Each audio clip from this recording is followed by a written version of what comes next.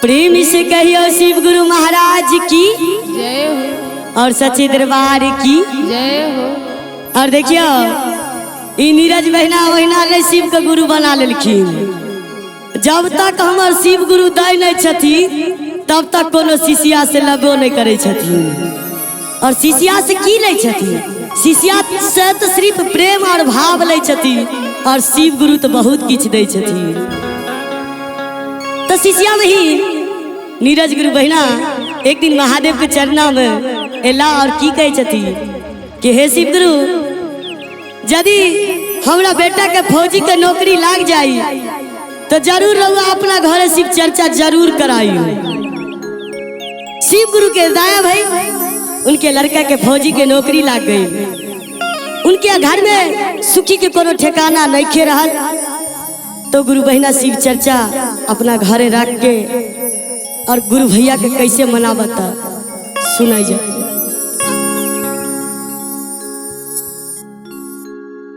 चलियो यो राजा जी, चलियो यो राजा जी, अरे गुरु के चरनिया करबई गुरु के भजनिया, करबई गुरु के चलियो यो राजा जी, चलियो यो राजा जी, गुरु के चरनिया करबई गुरु के भजनिया, करबई गुरु के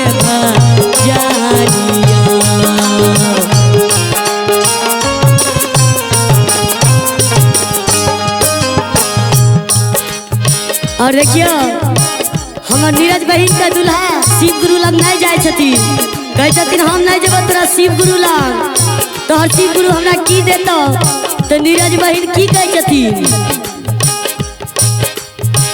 लाल लाल सिंदूर राजा मांग में सजैली हो, मांग में सजैली राजा, मांग में सजैली।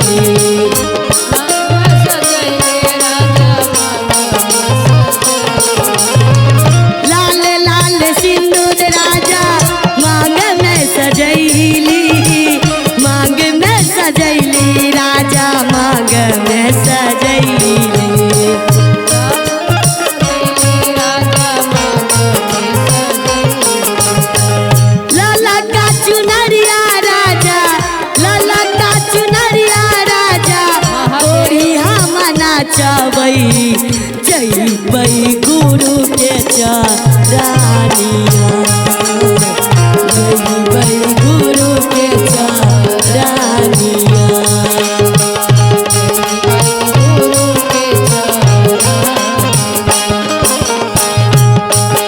और की कहे छथिन? पहिला में दाया मंगिया, दूसरा में चर्चा, दूसरा में चर्चा हो, दूसरा में चर्चा। पहिला में दया मंगिहा, दूसरा में चर्चा, दूसरा में चर्चा हो, पहिला में दया मंगिया, दूसरा में चर्चा, दूसरा में चर्चा हो, दूसरा में चर्चा।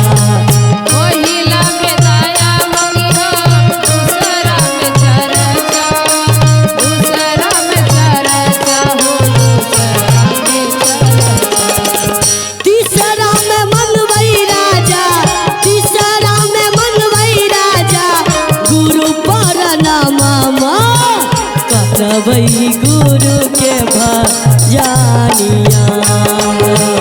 करबई गुरु के भजनिया, करबई गुरु के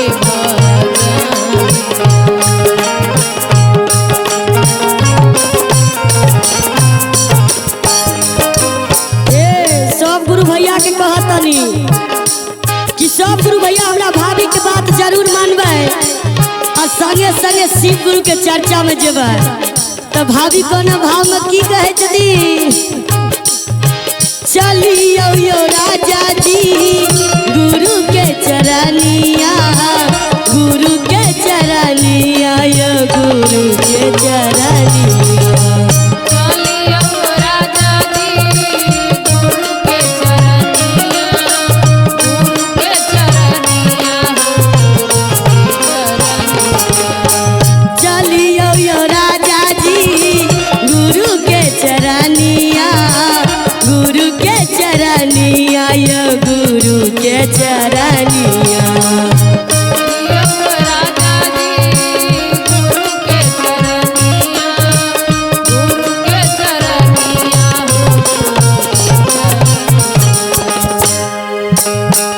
हिन के कृपा से यो राजा, हिन के कृपा से यो राजा फौजी के नौकरिया करबई गुरु के भजनिया, करबई गुरु के भजनिया।